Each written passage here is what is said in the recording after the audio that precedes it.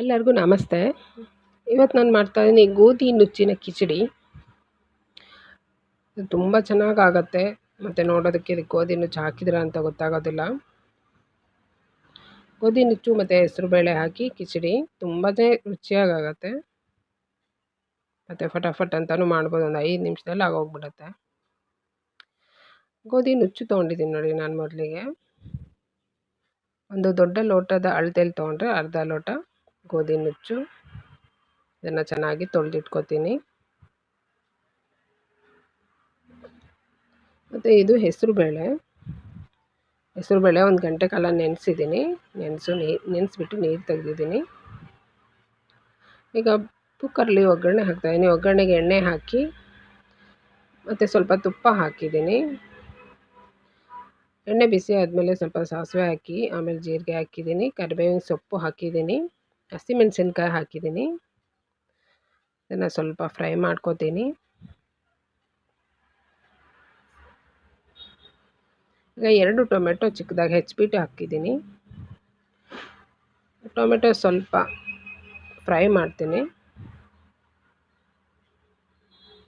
ಬೆಳ್ಳುಳ್ಳಿ ಶುಂಠಿ ಪೇಸ್ಟ್ ಒಂದು ಅರ್ಧ ಸ್ಪೂನ್ ಹಾಕಿದ್ದೀನಿ. ಬೆಳ್ಳುಳ್ಳಿ ಶುಂಠಿ ಪೇಸ್ಟ್ನ ಹಸಿ ವಾಸನೆ ಹೋಗೋ ತನಕ ಫ್ರೈ ಮಾಡಬೇಕು. ಈಗ ಅರಿಶಿನ ಪುಡಿ ಹಾಕಿದ್ದೀನಿ, ಮತ್ತು ಸ್ವಲ್ಪ ಖಾರದ ಪುಡಿ ಹಾಕಿದ್ದೀನಿ, ಧನಿಯಾ ಪುಡಿ ಹಾಕಿದ್ದೀನಿ, ಸ್ವಲ್ಪ ಗರಂ ಮಸಾಲ ಪೌಡರ್ ಹಾಕಿದ್ದೀನಿ. ಖಾರದ ಪುಡಿ ಹಾಕುವಾಗ ನೆನಪಿರಲಿ, ಹಸಿಮೆಣಸಿನ್ಕಾಯಿ ಕೂಡ ಹಾಕಿದ್ದೀವಿ ನಾವು. ಪುಡಿಗಳು ಹಾಕಿ ಫ್ರೈ ಮಾಡಿ ಆದಮೇಲೆ ಮತ್ತೆ ಕೊತ್ತಂಬರಿ ಸೊಪ್ಪು ಹಾಕಿ ಫ್ರೈ ಮಾಡಿದ್ದೀನಿ. ಇಷ್ಟ ಆದಮೇಲೆ ನೆನೆಸಿರೋ ಅಂಥ ಹೆಸರುಬೇಳೆ ಹಾಕಿ ಗೋಧಿ ನುಚ್ಚು ತೊಳೆದ್ಬಿಟ್ಟು ಹಾಕ್ತಾಯಿದ್ದೀನಿ. ಅರ್ಧ ಲೋಟ ಗೋಧಿ ನುಚ್ಚಿಗೆ ಅರ್ಧ ಲೋಟ ಹೆಸರುಬೇಳೆ ತೊಗೋಬೇಕು. ಒಗ್ಗರಣೆ ಜೊತೆ ಸ್ವಲ್ಪ ಮಿಕ್ಸ್ ಮಾಡ್ಕೊತೀನಿ. ಇದಷ್ಟನ್ನು ಸ್ಟವ್ನ ಮೀಡಿಯಮ್ ಫ್ಲೇಮಲ್ಲಿಟ್ಟು ಮಾಡಬೇಕು.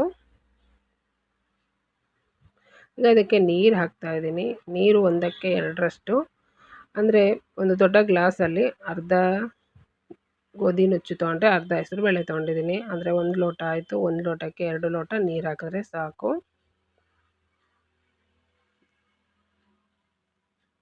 ಅದಕ್ಕೆ ರುಚಿಗೆ ತಕ್ಕಷ್ಟು ಉಪ್ಪು ಹಾಕ್ತೀನಿ. ಉಪ್ಪಾಕಿ ಸರಿಯಾಗಿ ಮಿಕ್ಸ್ ಮಾಡಿ ಆದಮೇಲೆ ಕುಕ್ಕರ್ನ ಮುಚ್ಚಳ ಮುಚ್ಚಿ 3 ವಿಷಲ್ ಬರೋದಕ್ಕೆ ಬಿಡ್ತೀನಿ.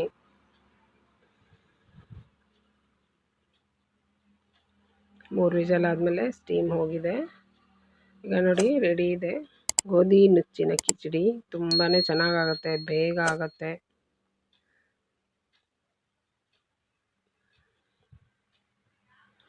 ಇದಕ್ಕೆ ಮೇಲೆ ತುಪ್ಪ ಹಾಕ್ಕೊಂಡು ತಿನ್ನೋದ್ರೆ ಸೂಪರಾಗಿರುತ್ತೆ.